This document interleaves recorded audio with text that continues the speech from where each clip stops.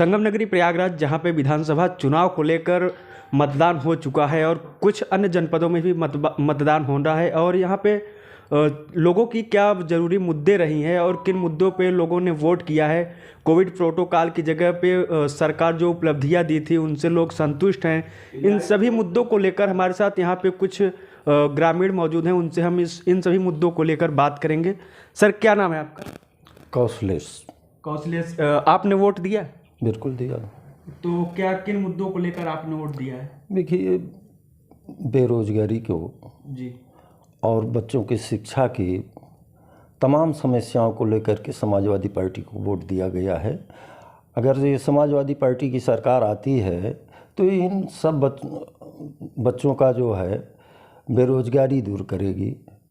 32,000 BPEd को ये पिछली सरकार जो धक्का मारा जी, वो बच्चे दौड़ रहे हैं। सुप्रीम कोर्ट को जो है इन लोगों ने जो है धता बताते हुए आदेश को वहाँ तक भी ज्वाइन नहीं कराया गया इन बच्चों को।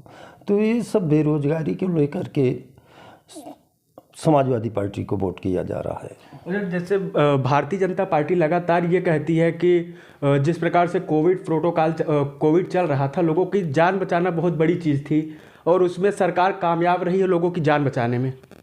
देखिए, कोविड का जहाँ तक सवाल है, हम तो समझते हैं कि भारत में, विश्व में कहीं रहा होगा, लेकिन इसका असर भारत में बहुत कम था।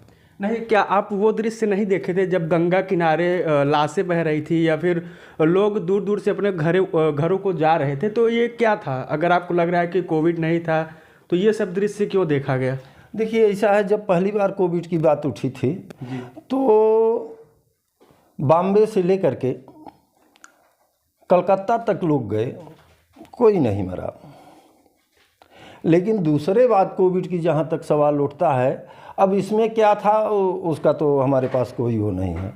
कोविड था या अन्य कोई समस्याएं थी। तो क्या लगता है किन समस्याओं से इतनी भारी संख्या में लोग आहत हुए, तो गंगा में लाशें बहीं? अब ये तो आप लोगों को अच्छे ढंग से इसकी जानकारी करनी चाहिए। गांव के लोग क्या जानकारी कर पाएंगे, किसान लोग क्या कर पाएंगे, बोलिए।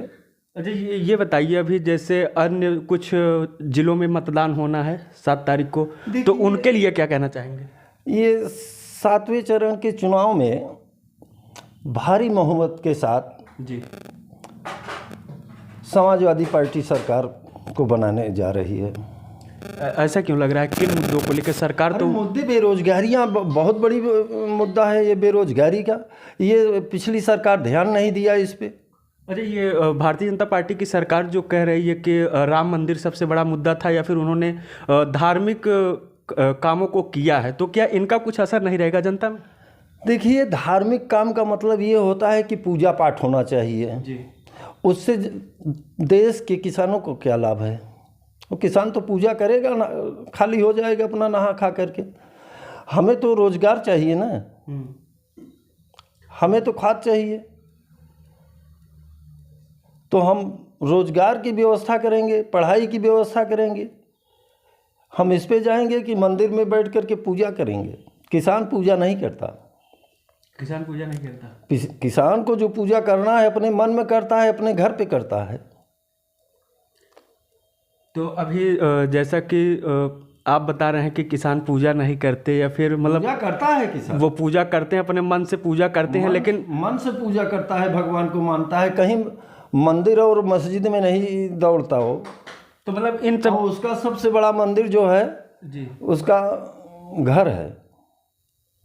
अपने परिवार को पाले वही मंदिर है, वही मस्जिद है जी। अब जो खाली हैं, घूम रहे हैं, घूमे। तो मतलब आप कहना चाहेंगे कि इन सभी मुद्दों से कोई फर्क नहीं पड़ेगा इलेक्शन में? लोगों को जो वोट करना है वो बेरोजगारी जैसे मुद्दों को लेकर वोट करेंगे? बिल्कुल। अच्छा, ये जो पेट्रोल की महंगाई है, इनको लेकर कुछ कहना चाहेंगे आप? अरे भाई, पेट्रोल तो बहुत ज़्यादा बढ़ा दिया सरकार, इस पे कभी ध्यान ही नहीं दिया। तो आपको क्या लगता है कि इस बार समाजवादी पार्टी की सरकार बन रही है? बिल्कुल बन रही है। यहाँ पे अगर हडिया विधानसभा की बात की जाए तो यहाँ पे इसके पहले भी बहुजन समाज पार्टी के विधायक हाकिम लाल बिंद जी थे, जिनसे जनता खुश नहीं थी, लेकिन इस समय वो समाजवादी पार्टी के दावेदार थे, उम्मीदवार थे और वो चुनाव लड़े। तो क्या लगता है उनका क्या? देखिए, वो चुनाव जो है जीत जाएंगे। क्यों? समाजवादी पार्टी के हकीमलाल बिंद चुनाव जीत रहे हैं, जीत जाएंगे। इसके पहले भी वो विधायक थे, क्या उनके कार्यशैली से आप खुश थे? देखिए, कार्यशैली, वो नया कार्यकर्ता था, विधायक था। कोई व्यक्ति जब किसी नए काम में जाता है तो कहीं न कहीं गड़बड़ी होती ही है, तो उस पर जनता बहुत विशेष ध्यान नहीं देती, क्योंकि हर काम करने का तौर तरीका होता है। तो अब फिर अगला बढ़ेगा, अपने काम को अपने स्तर से निपटाएगा, देखेगा। अच्छा, जब भी आप वोटिंग करते हैं तो क्या सोचते हैं? उम्मीदवार को देखते हैं या पार्टी को देखते हैं? क्या देख के वोटिंग किया जाता है? देखिए, पार्टी तो सर्वे सर्वा होता है, उम्मीदवार भी देखा जाता है। तो यहाँ पे क्या देखा गया? उम्मीदवार हकीमलाल बिन ठीक है, ठीक है, शांति मिजाज का है, सबको सुनता है, सुनने वाला है। पूरा कैंपेन यहाँ पे ग्रामीण थे और इनका कहना है कि लोग इस बार बेरोजगारी जैसे मुद्दों